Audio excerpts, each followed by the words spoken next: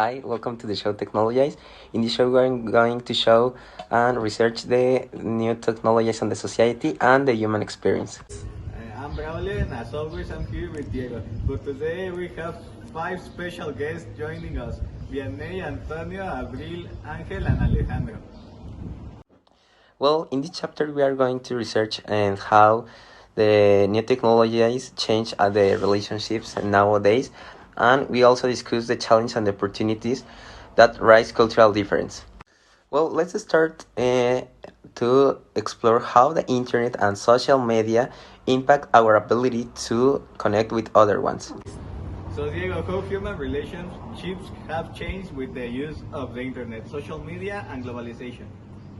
Well, for me, the new technologies have already changed a lot of things in the new relationships. For example, well, I'm going to start with the better ones that it get more easily to the relationships to get communicate in a long distance, but at the same time, these new technologies can get like a social emotion about distance of their partners, and sometimes interactions are more virtual than face to face. And what about you?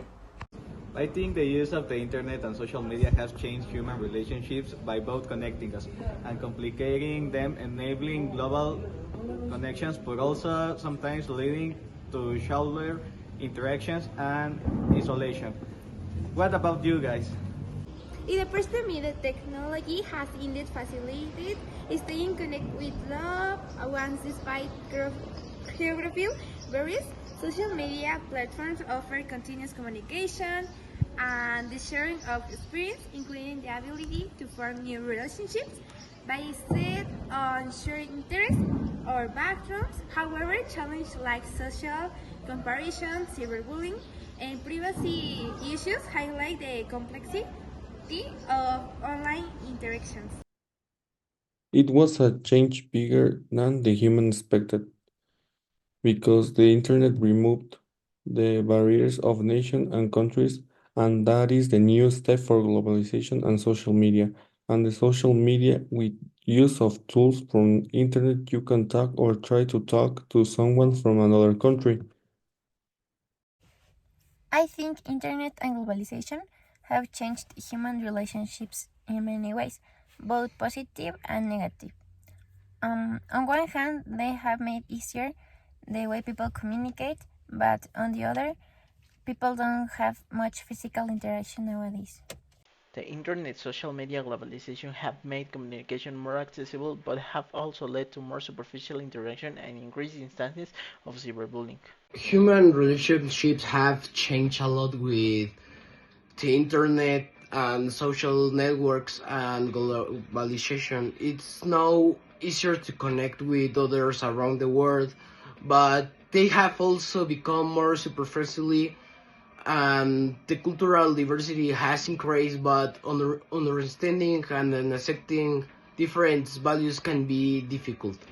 Interesting points, Diego. Have you been in a difficult situation due to cultural difference?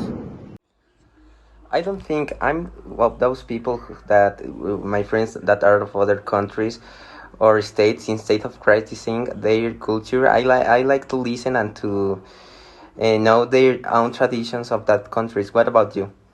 Cultural difference can lead to challenging situations, often due to miscommunication or different norms and values. What about you guys? Yep. In the greetings, body language and humor can vary by the culture because some gestures are considered normal in one culture might be offensive in another. Yes, because it's more difficult to relationship to someone who is another language or manner of thinking, or you are not familiarized with another customs of the other person. No, I haven't. I always try to be respectful and tolerant with others. Cultural differences can lead to misunderstanding, conflicts, and challenges in communication, affecting both personal and professional relationships. Although I have not experienced a cultural difference, but I have seen how other strong cultural misunderstanding with language, customs, among other things. Thanks for your opinion, bro. Now, the next question. What problems could be caused by relation of difference and lack of tolerance? Rejecting difference and lacking tolerance can fuel discrimination, prejudice, and conflict, hampering empathy and social cohesion. What about you? Well, the fact for many excuses they are completely unknown and can use when facting or hearing something that have never seen. And what about you guys? In my opinion, the intolerance can breed prejudice and discrimination, leading to social tension and conflict between groups. When people are unwilling to learn from different perspectives, they miss out on potential innovation and progress. Maybe the bias or parochial stage. The bias is because you have an idea of how is the other culture, and these ideas are wrong because you never experimented.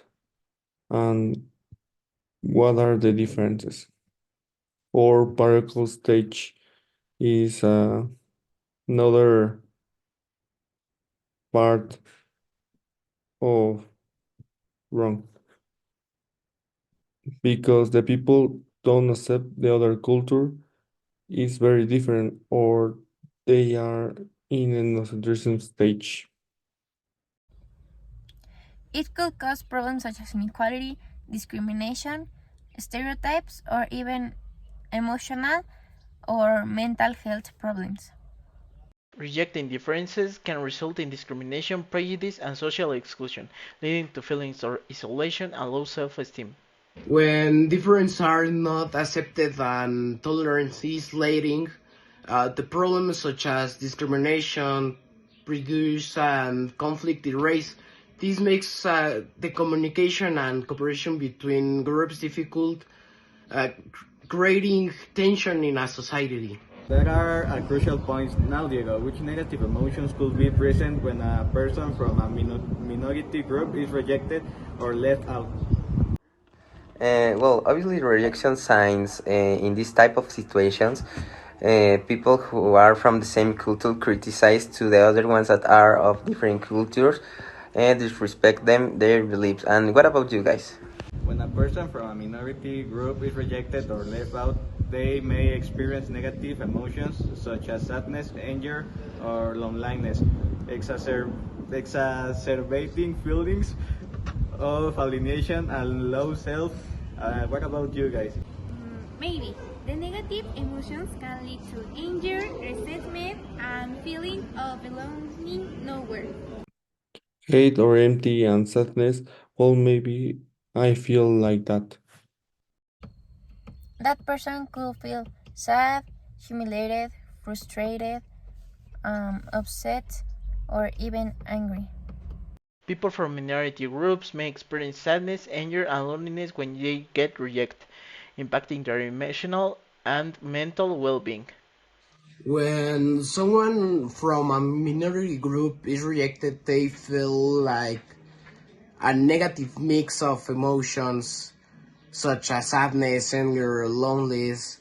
This can increase their sense of margination. And well, as a team, let's brainstorm which action could you take to avoid the show, even when you are not directly involved. And it is best to take action or to mind your own business. What do you think, guys? We can be an ally promote tolerance even if you aren't directly involved in a situation. Following someone's actions like speak up, educate yourself, challenge bias, and promote empathy.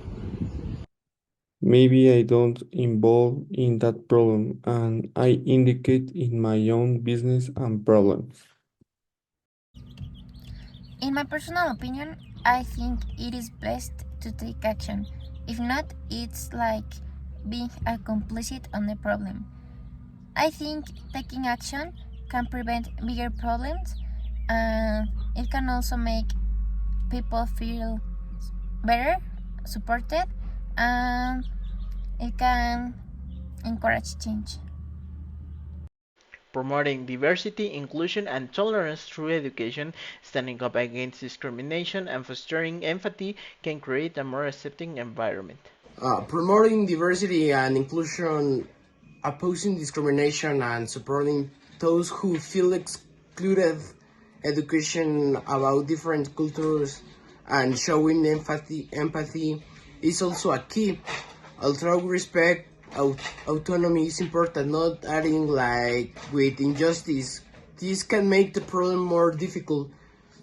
Fear take actions even if we are not directly involved. We can help build a more inclusive and tolerant society. Well, showing interest in what you spread it to others and stop insulting those who are from different cultures. There's definitely power in collective action. Well, to wrap up, let's revise the opening questions.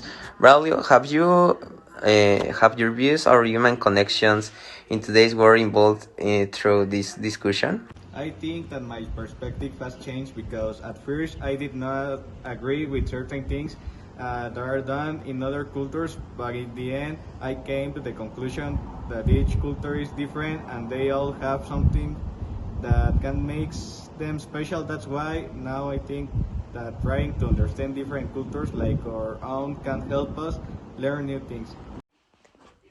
Well, thanks to everyone to see us in this new chapter.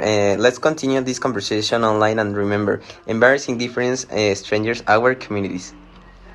Join us next time for another exploration of the human experience in the digital age. Until then, stay curious and stay connected.